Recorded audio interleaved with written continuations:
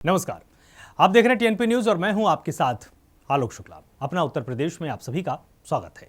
उत्तर प्रदेश में मुख्यमंत्री योगी आदित्यनाथ ने सॉलिड वेस्ट प्रबंधन प्लांट की आधारशिला रखने और कई विकास परियोजनाओं के उद्घाटन कार्यक्रम में हिस्सा लिया। इस दौरान सीएम ने कार्यक्रम को संबोधित करते हुए कहा कि किसी भी बड़े महानगर में सबसे पहले कूड़े के पहाड़ के दर्शन होते थे, लेकिन आज पीएम मोदी ने स्वच्छ भारत मिशन के तहत जिस बड़े अभियान को आगे बढ़ाया, उसके माध्यम से नगरीय जीवन को स्वच्छ और सुंदर बनाया गया है। साथ ही आधुनिक तकनीक का उपयोग करते हुए हम सॉलिड या किसी भी प्रकार के कचरे को वेल्थ में बदलने के लिए काम कर सकेंगे। सीएम ने इसके लिए नगर निगम की पहल की भी सराहना की है। गंदगी के ढेर आप किसी भी बड़े महानगर में आप चले जाइए, सबसे पहले आपके दर्शन होते थे एक बड़े से ढेर पर, एक बड़ी सी पहाड़ी पर, वो कूड़े का पहाड़ हुआ करता था। लेकिन आज प्रधानमंत्री मोदी जी ने स्वच्छ भारत मिशन के अंतर्गत जिस बड़े अभियान को आगे बढ़ा करके लोगों के जीवन में व्यापक परिवर्तन का उसे माध्यम बनाया, उनमें से नगरीय जीवन को स्वच्छ सुंदर बनाने के साथ साथ आधुनिक तकनीक का उपयोग करते हुए हम सब सॉलिड वेस्ट या किसी भी प्रकार के वेस्ट को वेल्थ में बदलने के लिए कार्य कर सकेंगे। इस दृष्टि से आज नगर निगम की ये पहल अत्यंत सराहनीय है और मुझे विश्वास है कि यह गोरखपुर को वास्तविक रूप से स्मार्ट सिटी के रूप में स्थापित करने में इसकी बड़ी भूमिका होगी। एनटीपीसी को इसके लिए मैं हृदय से धन्यवाद देते हुए इस पूरे कार्यक्रम के प्रति अपनी शुभकामनाएं देता हूं। भाजपा के प्रदेश अध्यक्ष चौधरी भूपेंद्र सिंह मुरादाबाद पहुंचे, जहां उन्होंने मीडिया से बात करते हुए अखिलेश यादव के नवरात्रों में टिकट बंटवारे के सवाल पर कह दिया है, ये उनका अधिकार है, लेकिन ये लोग राम को मानने वाले नहीं हैं। ये लोग आए दिन धार्मिक ग्रंथों को लेकर अनावश्यक टिप्पणी करते हैं। भूपेंद्र चौधरी ने तो ये भी कहा कि उनकी पार्टी के स्वामी प्रसाद मौर्य आए दिन हिंदुओं को लेकर विवादित बयान देते रहते हैं, इसलिए अखिलेश यादव को पहले अपना स्टैंड क्लियर करना चाहिए। इसके अलावा वो जातिगत जनगणना और इंडिया गठबंधन पर भी बोलते हुए नजर आए। साथ ही उन्होंने सपा सांसद एसटी हसन के बयान की भी आलोचना की है। उनकी पार्टी है, वो पार्टी के अपने नेता हैं और अपने दल के विषय में निर्णय करना उनका अधिकार है, उन्हें करना चाहिए। लेकिन जहाँ तक नवरात्रों वाला विषय है,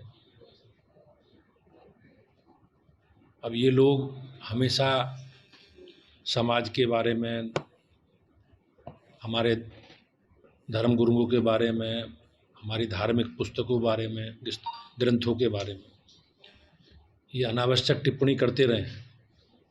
और ये भगवान राम का अस्तित्व ना मानने वाले लोग, स्वामी प्रसाद मौर्य अलग अलग विषयों पर, हमारे धार्मिक ग्रंथों पर, हमारी आस्थाओं पर चोट करते रहे। तो ये लोग भी समाजवादी पार्टी में बड़े पदाधिकारी हैं। तो इन सारे विषयों पर जनता को भ्रमित करने का प्रयास समाजवादी पार्टी करती है। समाजवादी पार्टी कंफ्यूज है और मैं निश्चित रूप से कह सकता हूँ, अगर उनके मन में कुछ सामाजिक विषयों के प्रति श्रद्धा है तो निश्चित रूप से स्वामी प्रसाद मौर्य जी के बारे में क्या उनका स्टैंड है उनकी पार्टी का, इन्हें स्पष्ट करना चाहिए। यूपी के शाहजहांपुर में भाजपा विधायक सलोना कुशवाहा ने अपनी कार पर फायरिंग की आशंका जताई है। घटना में कार में पीछे बैठे उनके सुरक्षाकर्मी को चोट आई है। इसके बाद पुलिस ने मामले की जांच शुरू कर दी है। दरअसल तिलहर से भाजपा विधायक सलोन कुशवाहा एक धार्मिक कार्यक्रम से वापस लौट रही थी, तभी निगोही थाना क्षेत्र के गिरगिचा गांव के पास उनकी गाड़ी का पिछला शीशा टूट गया, जिसमें उनके सुरक्षाकर्मी को चोट आई है। भाजपा विधायक सलोन कुशवाहा का कहना है कि उनकी गाड़ी पर फायरिंग की गई है, लेकिन जब पुलिस ने गाड़ी की तलाशी ली तो उनकी गाड़ी की डिक्की से पत्थर का टुकड़ा बरामद हुआ है। हालांकि पुलिस अभी तक फायरिंग जैसी घटना से इनकार कर रही है और मामले की जांच कर रही है। एक तरफ तो प्रदेश की सरकार शिक्षा के स्तर को उठाने में जुटी हुई है, दूसरी तरफ कुछ तस्वीरें ऐसी सामने आ रही हैं जो प्रदेश की शैक्षिक गुणवत्ता पर सवाल खड़े कर देती हैं। यूपी के उच्च शिक्षा राज्य मंत्री रजनी तिवारी परिषदीय स्कूलों में शिक्षा का स्तर जांचने के लिए एक इंग्लिश मीडियम स्कूल का निरीक्षण करने के लिए पहुंची थी, जहां उन्होंने बच्चों से प्रधानमंत्री और मुख्यमंत्री का नाम पूछा, लेकिन कोई भी बच्चा सीएम और पीएम का नाम बता नहीं पाया। ये वीडियो सोशल मीडिया पर खूब वायरल हो रहा है। खबर यूपी के चंदौली से है, जहां पुलिस की बदमाशों पर लगातार कार्रवाई जारी है। पुलिस और एसओजी टीम ने संयुक्त कार्रवाई करते हुए 25-25 हजार के 3 शातिर गैंगस्टर एक्ट के बदमाशों को गिरफ्तार किया है। ये आरोपी पहले भी कई मुकदमों में वांछित रह चुके हैं, जिनकी पुलिस को काफी समय से तलाश थी। इन तीनों आरोपियों को पुलिस ने अलग अलग स्थानों से गिरफ्तार किया है। खबर यूपी के शाहजहांपुर से है, जहां सरकारी स्कूल में शिक्षक पर छात्राओं को बैड टच करने का आरोप लगाया गया है। आरोप है कि सरकारी स्कूल के प्रिंसिपल ने छात्रा से घिनौनी हरकत की है। इसके विरोध में ग्राम प्रधान सहित छात्रा के अभिभावक थाने पहुंचे हैं। इस प्रकार की हरकतों में शिक्षा मित्र पर भी उनका साथ देने का आरोप लगा दिया गया है। 1 साल के अंदर सरकारी स्कूल में छात्राओं से अश्लील हरकतें करने का दूसरा मामला सामने आया है। पुलिस ने स्कूल के आरोपी प्रिंसिपल के खिलाफ मुकदमा दर्ज करके गिरफ्तार कर लिया है। खबर यूपी के पीलीभीत से है, जहां संपत्ति के लालच में एक नाबालिग युवती का 1.5 साल पहले माता पिता ने विवाह करा दिया। बाद में पता चला कि युवती की जिस आदमी से शादी हुई है वो आदमी शराब और जुए का आदी था। इसके बाद युवती ने आखिरकार तंग आकर अपने ही माता पिता और पति के खिलाफ लिखित शिकायत दर्ज कराई है। युवती का कहना है कि उसे आगे की पढ़ाई करनी थी, लेकिन परिवार के लोगों ने उसे डरा धमकाकर शादी करा दी। पीड़ित युवती थाना बरखेड़ा इलाके की रहने वाली है। खबर उन्नाव से है, जहां बांगरमऊ तहसील के नानामऊ घाट पर एक बार फिर गंगा की रेती में शव दिखने लगे हैं। नदी का जलस्तर कम होने के बाद शव देखे गए हैं।